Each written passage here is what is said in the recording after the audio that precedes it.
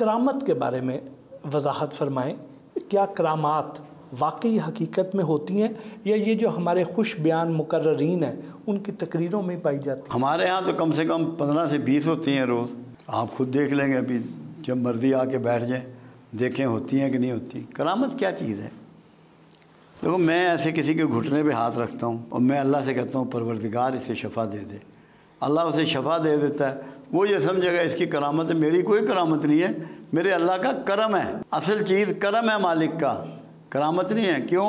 شفا کا کون اسی کے پاس ہے، چاہے مسائل جسمانی ہوں، روحانی ہوں، نفسیاتی ہوں، مذہبی ہوں، دینی ہوں، معاشرتی ہوں، معاشی ہوں. کرامت اس لیے ہوتی ہے کہ لوگوں کو ٹرسٹ ہو جائے کہ یہ میرا بندہ ہے، جو یہ بات کرے گا ٹھیک کرے گا. یہ دعوت دین کا طریقہ ہے.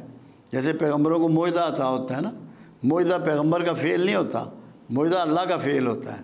اپنی مرضی سے معجزہ نہیں دکھا سکتا پیغمبر. اسی طرح ولی بھی اپنی مرضی سے کرامت نہیں دکھا سکتا، وہ بن جاتی ہے کرامت. اللہ پاک ان کی لاج رکھ لیتے، لاج رکھتا ہے، بس یہی بات ہے. کچھ لوگ ہمیں اکثر سوشل میڈیا پر ہمیں نظر آتا ہے کہ وہ وظائف بتا رہے ہوتے ہیں کھلے کہ آپ یہ پڑھیں.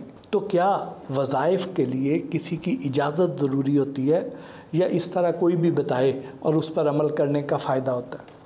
دیکھیں جی، ایک بات تو پہلی یہ ہے، اللہ نے جب قرآن میں دو باتیں کہی.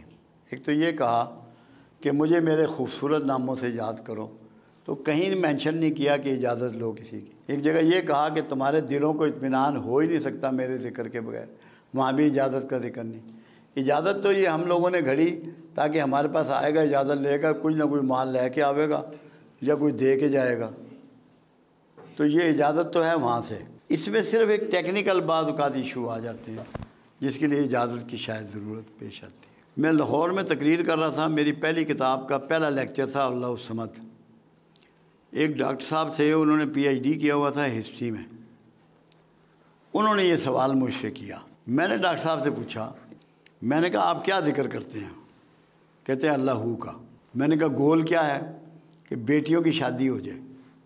میں نے کہا اشفاق صاحب، ہو کہتے ہیں ویرانے کو، اللہ ہوت، مقام ہوت، جہاں کوئی روح نہیں پہنچ سکتی، کوئی مخلوق نہیں پہنچ سکتی، صرف رسول اللہ گئے ہیں، جبرائیل بھی وہاں نہیں جا سکتے. تو میں نے کہا ویرانہ مانگ رہے ہو اور بچیوں کی شادی مانگ رہے ہو. میں نے کہا تم اللہ کو یاد کرو. ہو کا ذکر ان لوگوں کے لیے ہے جو جنگلوں میں جا کے کرتے ہیں، جن کے بچے نہیں ہوتے، بیوی نہیں ہوتی، خاندان نہیں ہوتا. تمہیں میں ذکر تجویز کرتا ہوں، تم یہ ذکر کرو، اللہ کو یاد کرو، مگر یہ ذکر کرو، اللہ تمہارے لیے آسانیاں لکھ دے گا. میری بات سمجھ گئے آپ؟ یہ تھوڑا سا استاد سے اگر آدمی پوچھ لے، اجازت کا حکم کہیں نہیں ہے. لیکن کسی کو نماز پڑھنے کے لیے حکم نہیں ہے کہ تم نے پوچھنا ہے کسی سے، نہ تہجد کے لیے حکم ہے، نہ قرآن، نہ ذکر اللہ کہتا ہے میرا ذکر کرو، میری یاد کرو، اور مجھے اس طرح یاد کرو جیسے اپنے آباء و اجداد کو، اس سے بھی زیادہ. کوئی سی اجازت کی ضرورت نہیں ہے. اور اگر آپ کسی استاد سے پوچھ لیں گے تو پھر اس میں سب کچھ دعا فائدہ بھی ہوگا. شامل ہو جائے گی. اس میں دعا بھی ہوتی ہے. دوسرا اس میں یہ ہوتا ہے سارے لفظ جو ہے نا یہ کسی نہ کسی معاملے کو ڈیل کرتے ہیں اللہ کے نام. استاد کو پتہ ہوتا ہے کہ اس کی کیا ضرورت ہے، اس کو کون سا لفظ دوں گا جو اس کا یہ مسئلہ حل ہوگا. جیسے اینٹی بائیوٹک ہے یا کوئی دوائیاں ہیں، جب تک کہ آپ ٹیسٹ نہیں کرائیں گے وہ دوائی کارگر نہیں ہوتی. یہ ایسے ہی ہے، یہ بھی دوائی ہے، ذکر بھی دوائیوں کی طرح ہی ہے. پیر کامل کون ہوتا ہے؟ پیر کامل تو ایک ہی ہے، اور تو کوئی کامل ہے نہیں، اور وہ محمد رسول اللہ ہے. کامل ذات تو انہی کی ہے، باقی ہر ایک میں کوئی نہ کوئی عیب، چھوٹا موٹا خامی کوتاہی ہوتی ہے. اس لیے پیر کامل تو سرکار ہی ہے. جس طرح بڑے بڑے اولیاء گزرے ہیں، بڑے بڑے عظیم اولیاء گزرے ہیں، اور اب ہمیں اس طرح کے اولیاء نظر نہیں آتے ہیں، کیا ہمیں دیکھنا نہیں آتا کیا، یا وہ ہیں نہیں ہیں؟ ہائے ہائے، بڑے بڑے ڈڈے سوالے کر دیں پہ میں نا جواب دیں، کسی اور نے نہیں جواب دینے آپ کو. رسول اللہ نے یہ فرمایا کہ قیامت کے قریب علم اٹھا لیا جائے گا. لوگوں نے کہا یا رسول اللہ صلی اللہ علیہ وسلم کیا قرآن اٹھا لیا جائے گا؟ فرمایا نہیں، علم یہ ہے جو میں لایا ہوں اور جو اس پہ عمل کر کے دکھا رہے ہیں، یہ علم ہے.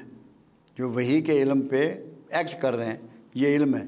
جیسے جیسے یہ لوگ فوت ہوتے جائیں گے ان کے مقابلے کا، ان کے لیول کا دوبارہ پیدا نہ کیا جائے گا. اس کا مطلب ہوگا علم کا اٹھ جانا. تو اب وہ لوگ نہیں پیدا کیے جا رہے اس لیول کے، اس لیے آپ کا قصور نہیں ہے، علم اٹھ رہا ہے۔ تو اب اس طرح کے اس لیول کے نہ صحیح ان کی شبیہیں ہم نے ڈھونڈنی ہو تو کیسے ڈھونڈیں؟ ڈھونڈنے کی ضرورت نہیں ہے اس کا۔ میں نے جو طریقہ کیا، میں بہت گھما، 14 سال کی عمر سے میں نکلا اور الحمدللہ رج کے دھکے کھائے، مجھے تو کوئی ملا نہیں۔ پھر دماغ میں ایک بات آئی کہ جس نے دینا ہے میں اس کے پیچھے کیوں نہیں پڑتا، تو میں اپنے رب کے پیچھے پڑ گیا، اس نے سب کچھ ہی دے دیا۔ تو آپ اللہ کے پیچھے پڑیں، کسی کی طرف جانے کی ضرورت نہیں ہے۔ اللہ سے کہیں کہ تو اپنا بندہ ملوا دے گا، کسی کے پیچھے مت جائیں، ورنہ آپ تو نمبر 1 تک پہنچ ہی نہیں سکتے، کیونکہ نمبر 1 اب جو نمبر 1 بنے ہوئے ہیں وہ روپ ہے، اور جو نمبر 1 ہے اس نے روپ چھپایا ہوا ہے۔ وہ خود ادھر لے جائے گا، چاہے وہ جہنم لے آئے، آپ کو جہاں مرضی لے جائے جی، ہمیں اس سے کیا، وہ جانے اس کا کام جانے، جس کے ذمہ ٹھیکہ ڈال رہے ہو اس سے ریکویسٹ کرنی ہے۔ تنہائی میں باتیں کرتے ہو، گاڑی چلاتے ہوئے کر لو، اللہ سے شرمانا نہیں ہے۔ سب سے زیادہ فرینکنیس اللہ سے ہونی چاہیے، ہر ویلے وہ مگر لگے رہو، وہ تنگ نہیں پہنتا، گھبراتا نہیں۔ کہتے ہیں اللہ پاک جو ہے یہ بڑا لجپال ہے، بہت اللہ پاک جو ہے بڑا مان رکھنے والا ہے۔ بالکل سچ ہے۔ آپ اس کے بارے میں جو سوچیں گے تو اللہ تعالیٰ اس کے لیے ویسا بن جاتا ہے، کیونکہ اللہ قرآن میں کہہ رہا ہے، اے میرے بندے زیادہ گمان نہ کر، زیادہ گمان گناہ ہے، مگر تو جو مجھ سے گمان کرے گا میں تیرے گمان کے مطابق کر دوں گا۔ کر دیتا ہے، ہم گمان ہی نہیں کرتے، تو ہم تو بیچ میں بندے گھسیڑے ہوئے ہیں نا، مخلوق گھسیڑی ہوئی۔ مخلوق کو نکال کے اللہ سے بات کرو، پھر دیکھو کیا معاملہ ہوتا ہے۔ ہم تو مخلوق گھسیڑ لیتے ہیں نا، وہ اس سے چڑھتا ہے، صرف ادھر نہ گال کرو کلیاں۔ یہ جو ہمارا عام جو مولوی ہیں، ہمارے عام جو علماء کرام ہیں، یہ ہمیں اللہ پاک سے ڈراتے ہیں۔ اللہ پاک تو بڑا رحیم ہے، ہم نہیں، مگر اللہ ڈراتا بھی تو ہے نا۔ جب بھی پیغمبر کی بھی بات کی، اللہ نے کہا کہ خوشخبری سنانے والے اور ڈر سنانے والے، اور ہمیں تو یہ بھی کہا تم میں سے ایک گروہ ایسا ہونا چاہیے جو دین کا علم سیکھے اور اپنی بستیوں میں جا کے میرا ڈر سنائے۔ تو وہ کوئی غلط نہیں کر رہے ہیں، وہ بالکل صحیح کر رہے ہیں جو ڈر سنا رہے ہیں، مگر وہ رویے کا فرق ہے۔ رویے سے ڈر بتائیں نا، پھر موج ہے۔ یہ جو کالا علم اور جادو ہے، یہ تو ساری عمر سے ہوتا چلا آ رہا ہے، آپ پہ بھی ٹرائی کی گئی، ہوا نہیں، ٹرائی کی۔ جادو تو بنو اسرائیل کا کھیل تھا، کیونکہ موسیٰ علیہ السلام کو اسی لیے جادو کا توڑ کے معجزہ عطا کیا گیا۔ بنو اسرائیل میں تو آج بھی بہت جادو ہے، اور پتہ نہیں آپ کے حکمرانوں پہ نہ کیا ہوا ہو، آپ کے بڑے لوگوں پہ نہ کیا ہوا ہو۔ یہودی تو بہت جادو کا ماسٹر ہے، چلتا ہے یہ تو ہم ہر زمانے میں رہا ہے، اب بھی ہے۔